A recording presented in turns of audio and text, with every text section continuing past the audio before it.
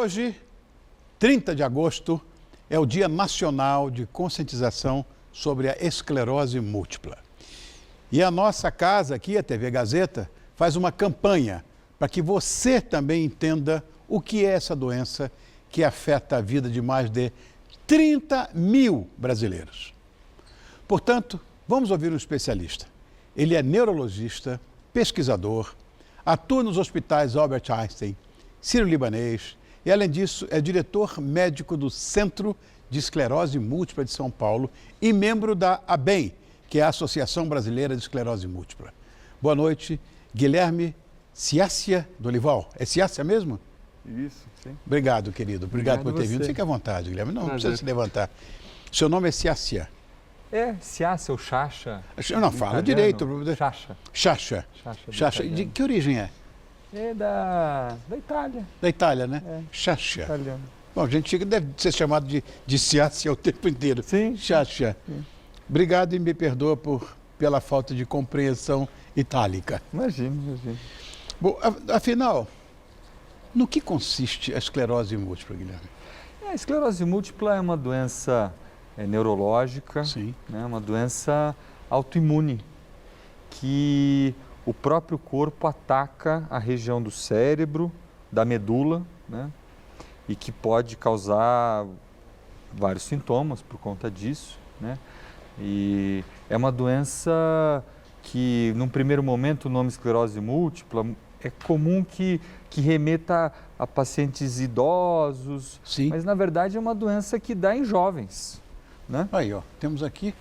Temos aqui um cérebro, né? Um sistema nervoso central mostrando o cérebro, o cerebelo, o tronco, a medula, e é uma doença autoimune. Então, o próprio corpo entende que alguma área ali deveria ser um inimigo, né? E começa a atacar e destruir essas regiões, né? Que é a região da mielina, que é uma coisa que encapa o neurônio. Encapa o neurônio. Exatamente. Eu, na verdade, tenho muitos amigos, para dizer um número muito, eu tenho 5 amigos com esclerose múltipla, que travam uma luta pesada. Inclusive, uma colega nossa aqui, da Fundação Casper Libero, aqui da TV Gazeta, que teve... A sintomatologia é muito complexa para que vocês, neurologistas, consigam dar o diagnóstico, eu sei.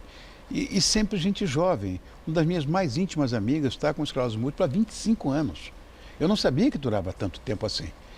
A esclerose múltipla, ela começa no paciente normalmente de 30 a 50 anos. Mas ela pode dar em qualquer idade. Eu tenho crianças que desenvolveram a doença e ela dura praticamente, não é a vida toda. Eu brinco que com o envelhecimento, né, o sistema imunológico ele também envelhece, ele perde força. Claro. Então ele para de atacar o paciente também. Então o paciente está em torno dos seus 60 anos, 65, normalmente a doença abranda. Então é um desafio, porque a gente precisa tratar realmente nesse período o paciente, né? E esses amigos seus que você comentou, que têm a doença há muitos anos, né? Há poucos anos atrás, era realmente uma coisa muito dramática, porque você não tinha opções de tratamento. Mas a boa notícia é que hoje essa não é mais a realidade. A gente tem uma gama de tratamentos potentes, a gente tem uma possibilidade real de tratar esses pacientes. Na verdade, eu fico pensando, a medicina preventiva hoje é um must na sua atividade profissional. Se a detecção dessa doença de forma precoce leva a alguma, vamos dizer, melhora, não digo melhora, mas uma coisa um pouco menos agressiva, se as pessoas tivessem esse diagnóstico mais cedo ou não? Isso é uma verdade total, né? Eu fiz um levantamento que mostrava que os pacientes demoravam em média 2 anos para fazer o diagnóstico. E esse é um período que muitas vezes ele é um período crítico, né? Quanto mais precoce você inicia o tratamento, mais eficaz e menor a chance desse paciente acumular sequela ao longo da vida. Então, é importante realmente que o paciente que tenha sintomas suspeitos de esclerose múltipla, que ele seja encaminhado para um neurologista, e é uma doença realmente desafiadora para fazer o diagnóstico. Isso que eu queria saber. Por que é tão difícil o diagnóstico da esclerose múltipla? A esclerose múltipla, eu falo que é um dos diagnósticos mais difíceis dentro da medicina, porque ela pode atacar qualquer região do cérebro. Então, ela Mas pode a sintomatologia clássica qual é? A sintomatologia clássica, elas são 4 sintomas principais que eu falo, tá, Rony? Principalmente, fraqueza em um braço ou em uma perna, Tá. formigamento em uma região do corpo, tá? Isso pode ser, sei lá, uma outra neuropatia que agora está tão... Sim, não, mas tem sempre o detalhe, né? Tá. A perda de visão de um ou dos 2 olhos e o desequilíbrio, né? E normalmente o que é importante é que isso seja um sintoma que ele se inicie, que ele tenha uma duração maior do que 24 horas. Tá. Né? É verdade, isso que você falou. Pode ser sim uma neuropatia, pode... Uma Guillain-Barré foi o que eu pensei. O Guillain-Barré, por exemplo, é um dos principais diagnósticos para você diferenciar. Né? Tem um curso que eu dou para os residentes de neurologia dos diagnósticos que podem ser esclerose múltipla e não são. E ele dura 1 ano. Então, realmente é um Uau. desafio para o médico. É uma doença que tem características, tem uma ressonância, você consegue ver, tem um exame de líquor que você consegue fazer o diagnóstico, mas isso é verdade, é um desafio para ser feito o diagnóstico. Essa minha amiga que está com essa doença há 25 anos, todo mundo diz, não, ela vai para a cadeira de roda. Não foi até hoje.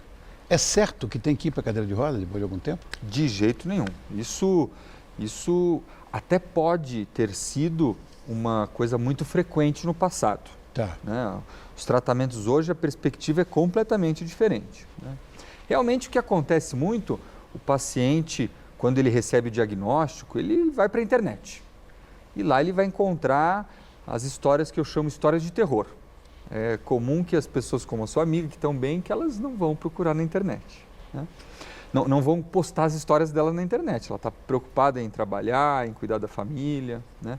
Mas a esclerose múltipla, como o nome diz, ela é múltipla, ela tem muitas apresentações. Então, não tem duas histórias parecidas também.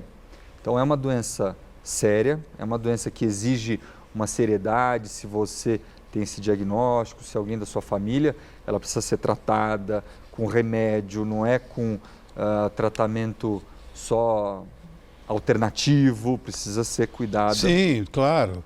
Interferona é o que a gente até agora sabia que era o medicamento mais ou menos indicado para isso. Ainda é, não? A interferon é um dos primeiros remédios que lançaram para a esclerose múltipla. Ela tem um espaço importante ainda no tratamento, mas hoje a gente está falando de mais de 10 outras opções. Né? Porque antigamente, quem tinha, por exemplo, o vírus de hepatite C, era ribavirina com interferon. Hoje já tem a cura. Sim. Está certo que custa verdade. $200 mil, mas tem a cura. A cura ela é oferecida gratuita no SUS. A gente no Hospital Emílio Ribas ela tem, né? Da hepatite C já é uma realidade. Foi uma grande revolução da medicina recente, né? Olha, eu sei que você faz parte de uma associação pela qual tem o maior respeito, que é a ABEM, que é a Associação Brasileira de Esclerose Múltipla, né? E nós temos, vamos mostrar que nós temos o nosso repórter que foi lá ver como é que ela funciona. Vamos ver? Sim, claro. Então roda. A ABEM foi fundada há mais de 30 anos e, além de tratar os pacientes, realiza pesquisas científicas sobre o assunto. E para a gente entender direitinho o que é de fato a esclerose múltipla, nada melhor do que conversar com a Wanda, que ela é representante dos portadores aqui da ABEM, né, Wanda? O que é ser representante, primeiro? É uma missão assim que eu tenho em divulgar a esclerose múltipla e principalmente de acolher aqueles que estão com diagnóstico recente, para contar que o mundo não acabou, apenas está de uma maneira diferente. E não acabou mesmo, de forma alguma. Inclusive, conta o seu caso. Então, você é representante dos portadores porque você é portadora. Eu tinha mais ou menos 20 anos quando eu comecei a sentir os primeiros sintomas. E era um formigamento nas pernas, nos pés, e aí eu achava que o problema era o sapato, era o salto. Aí, como eu tenho um pouco de escoliose e lordose, atribuía-se a isso e eu sempre tratei com ortopedista.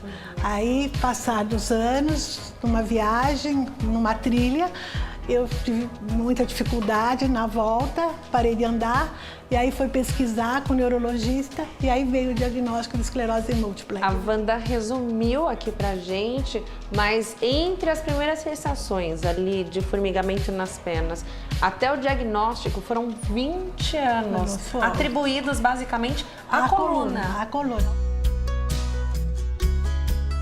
E antes de ser diagnosticada com esclerose, você já fazia um trabalho especial com pessoas deficientes? Sim, sou professora, né? Fiz psicologia e eu tive a honra de ser uma das pioneiras que fez inclusão das crianças ditas especiais em classes com crianças totalmente normais. É um trabalho de inclusão que você acaba trazendo do trabalho da ABEM também. Sim.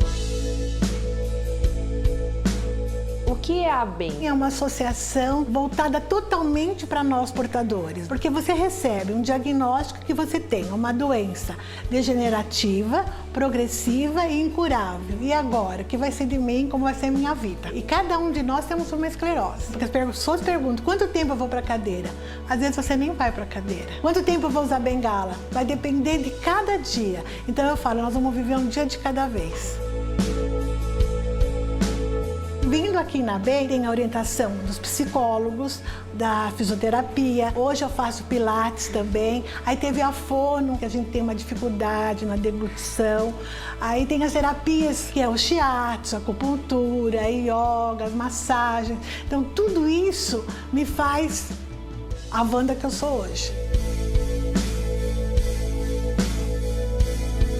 Talvez seja esse o diferencial, né? A ajuda especializada, a ajuda do médico, do colaborador aqui é muito importante, mas acredito eu, estando de fora, que é muito importante também e essencial essa troca de informações entre os portadores, entre os pacientes. Muito importante. Fora os eventos que você viu hoje, né? Aniversários, festas, almoços, porque cada um de nós passa por uma situação, às vezes, difícil. Aí o outro vem e fala, eu fiz isso. Olha, eu vou fazer aquilo. Porque às vezes a gente chega aqui assim, toda chateada. Aí alguém vem e fala, tem uma novidade, minha filha vai casar. Aí já vira o assunto do casamento, foge de falar só do problema, só da patologia, entende? Então a convivência aqui é muito importante.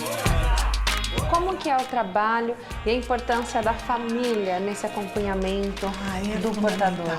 A família é tudo. Tem familiares que criticam o portador, principalmente na fadiga. Aí me vê toda serelepe, de repente, acabou. Deixa eu tentar, não dá mais. Aí fala assim, mas você precisa ter força, você precisa reagir. Aí vem e fala assim, ela tá uma preguiçosa, ela não quer fazer. Não é. Tem dia que eu acordo cansada. Às vezes eu tô numa festa maravilhosa, eu olho pro meu marido e falo assim, vamos, acabou. Não dá mais. E ele já entende esse Já sabe. Mas teve um trabalho todo meu de explicar para ele, e ele também vinha aqui ouvir as palestras. Porque também não é fácil o familiar logo de cara entender. Ou existem dois pontos. Ou eles protegem demais e isolam a gente do mundo, ou eles se largam no mundo achando que você dá conta de tudo. Então tem que ter um equilíbrio. Se você pudesse dar um conselho para um portador que está em casa, que está assistindo e de repente foi diagnosticado há pouco tempo, o que você falaria? Que ele procure a associação. Existe a ABEM aqui em São Paulo, mas existem associações no Brasil todo. E essa associação está disposto a te ajudar. Você não está sozinho. Procure um lugar, uma referência. Você vai ver que a sua vida vai ficar muito melhor. Muito obrigada. Você em casa, espero que tenha aprendido um pouquinho mais hoje. E como a Wanda mesmo colocou, procure ajuda, passe para familiares e converse com todo mundo sobre a esclerose múltipla, porque realmente conhecimento é sempre bem-vindo e é bom a gente passar adiante, né, Rony? Obrigado, Tássia, obrigado, Vera, pelo carinho, pela matéria que foi muito legal. E vocês têm razão, conhecimento é tudo. Voltamos aqui com o Dr. Guilherme para saber qual é a importância da conscientização. A gente está agora no agosto laranja, que é o mês da conscientização da esclerose múltipla, né? Hoje é o Dia Internacional... Laranja. Hoje é o Dia Internacional da Esclerose Múltipla, né? Inclusive, hoje a gente lançou um projeto 100% nacional, que é um documentário sobre como é a vida dos pacientes com esclerose múltipla, como é a vida dos médicos que tratam esclerose múltipla. Se você me permite aqui falar o nome. Claro, claro. Ele se chama O Diário de Lidvina, com W, Lidvina. Sim, Lidvina. Foi a primeira paciente na história que a gente tem o diagnóstico, de 1400 e pouco. E se alguém... Século XV? A gente tem um registro, é uma história bonita, a gente tem um registro de diários, porque essa pessoa foi canonizada depois. Porque ela tinha os surtos, então ela tinha uma paralisia, perdia o movimento, e aí ela fazia orações e jejuns, ela era muito católica. E ela recuperava aquele movimento. Entendi. Que é a característica da doença. O paciente tem o surto e ele tem melhoras depois. E aí ela foi canonizada pela igreja como milagres que ela realizava através dessa fé dela. Então a gente tem um registro fidedigno dessa época. Mas eu fico imaginando, né? Século XV e não tem cura, como o câncer que foi detectado no século XVII, né? O século XVIII, também não tem cura. O que está faltando? O corpo humano, né? A gente cura doenças infecciosas, a gente cura vírus, a gente cura bactéria. As doenças crônicas, elas são uma disfunção corporal que são mais difíceis. Tá. Mas, por exemplo, na esclerose múltipla, a gente já tem uma realidade que é manter o paciente muitos anos sem ter nenhum sintoma novo, sem ter nenhum surto. Tá. Então, a gente não fala em cura, porque a gente não tem... Sem dúvida.